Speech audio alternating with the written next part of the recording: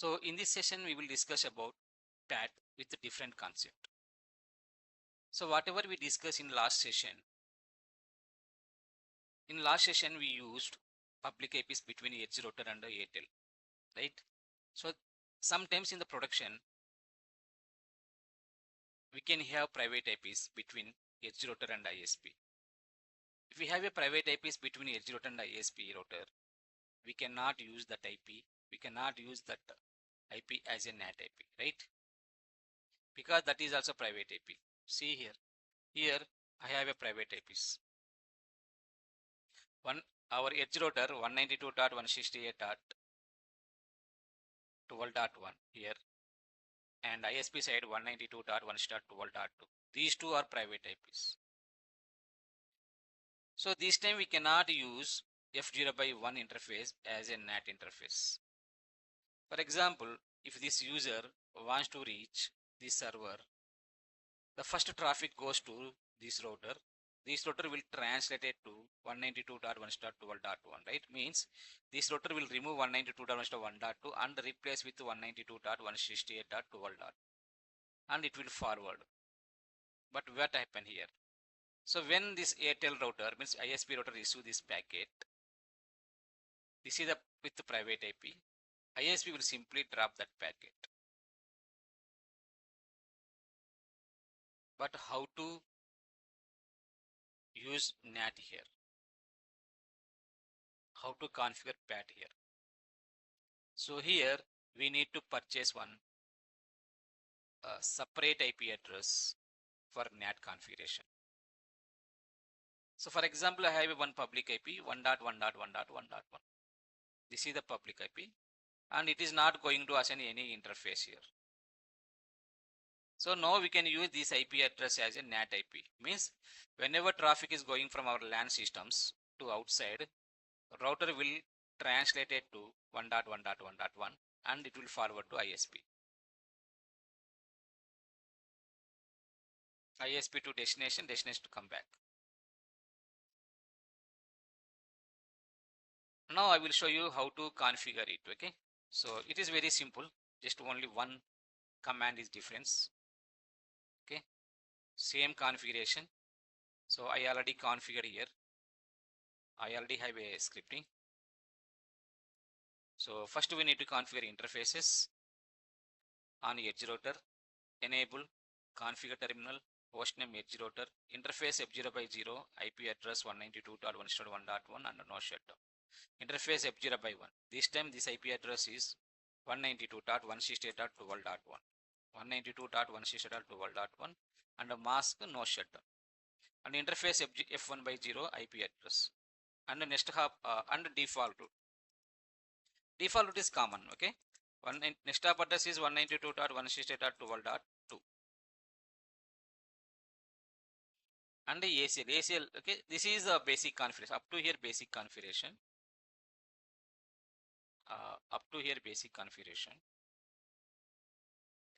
Copy this configuration and paste in edge router.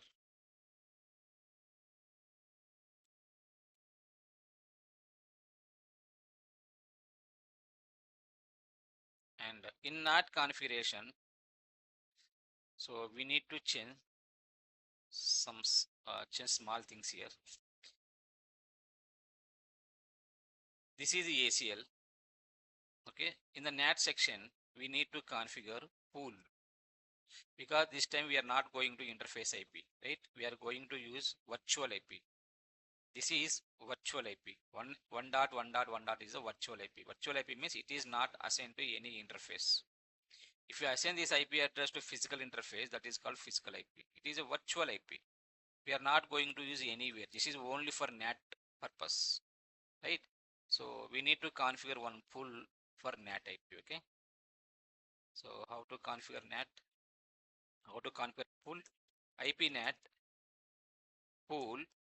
Pool name can be any name. I am using ABC. What is the public IP? 1.1.1.1 and And what is the ending IP? I am using only one IP, right? 1.1.1.1.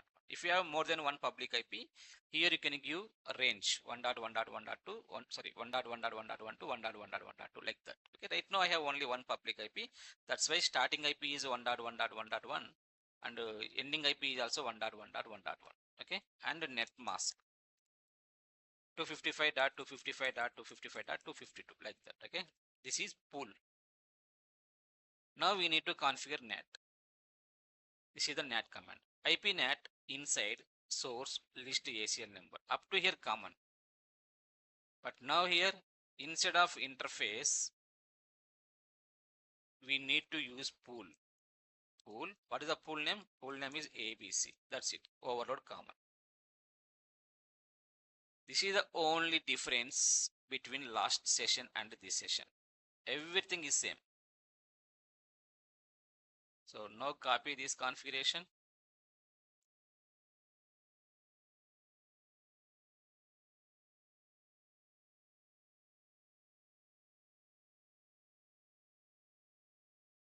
Okay. Next, ISP router. In ISP router, just only change IP address. Interface F0 by 1 IP. This IP is a private IP. 192.168.12.2. That's it. Copy.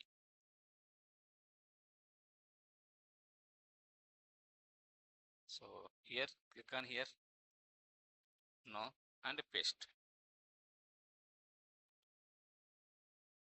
Right. Now, test communication. Okay. From LAN systems to public servers. So from here to here. Okay. Test this communication.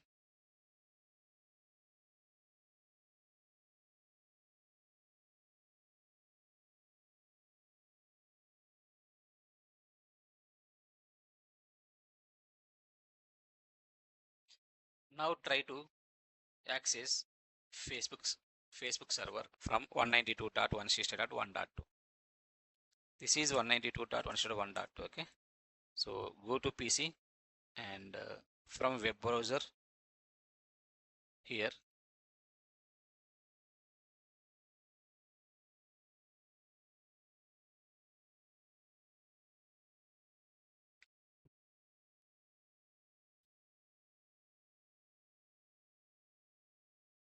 http://172.32.0.2. See, we are unable to access the server. Why? What is the reason? So now understand this communication. Okay. So now here actually what happened? See here.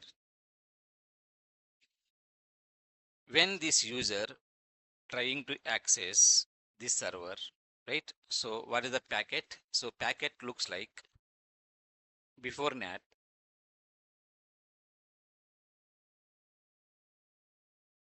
First HTTP request, HTTP get message, and then TCP header.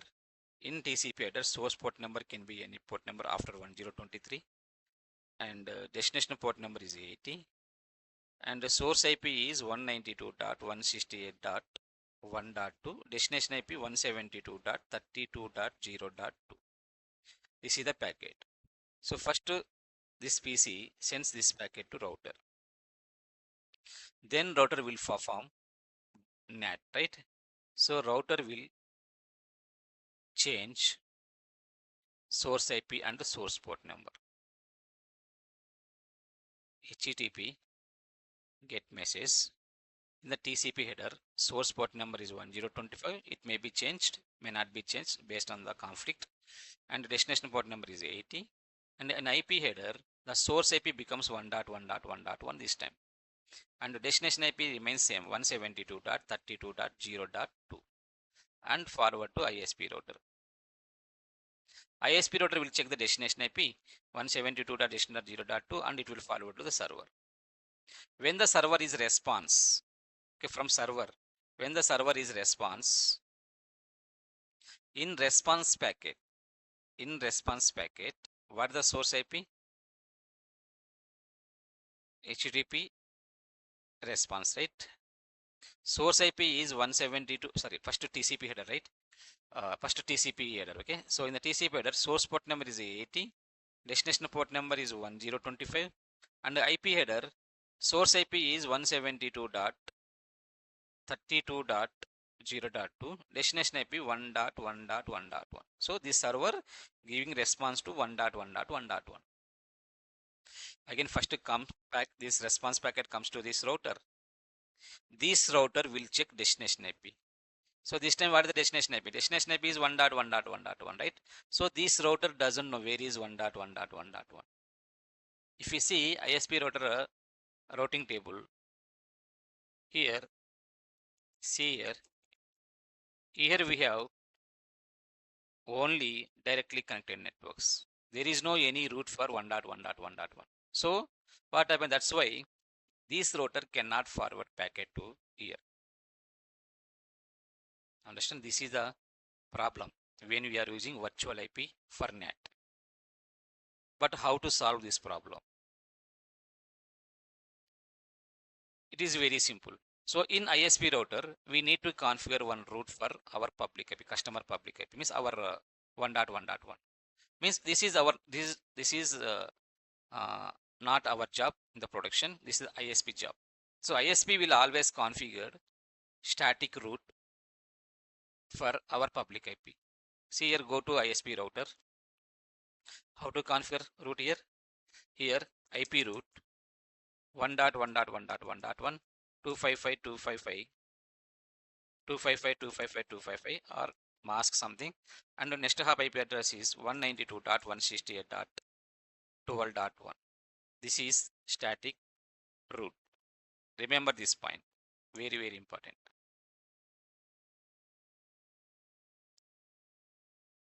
Okay, something is wrong, right? Okay, I will use mask /32. Okay, 255.255.255. That's it. Okay, now try to access. Now see, see now we are getting Facebook, and try to access from second computer.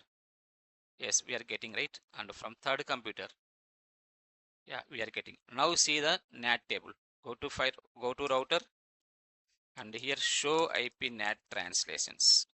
See 192.168.1.3 IP NAT to 1.1.1.1 virtual IP, and port number, source port number is 1023, and here source port number changed to 1024, and 192.168.1.4 system 1.4 IP is also NATed to same IP 1.1.1.1, but port number is also NATed 1028 to 1025, and 192.168.1.2 IP also NATed to same public IP 1.1.1.1. Right, so here we need to remember 2 points, very important.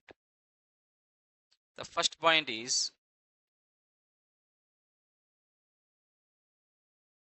we always use static default route towards ISP. ISP will always use static route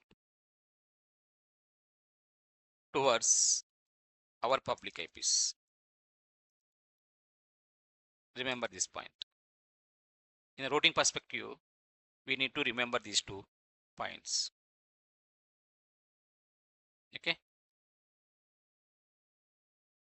So in next session, we will discuss about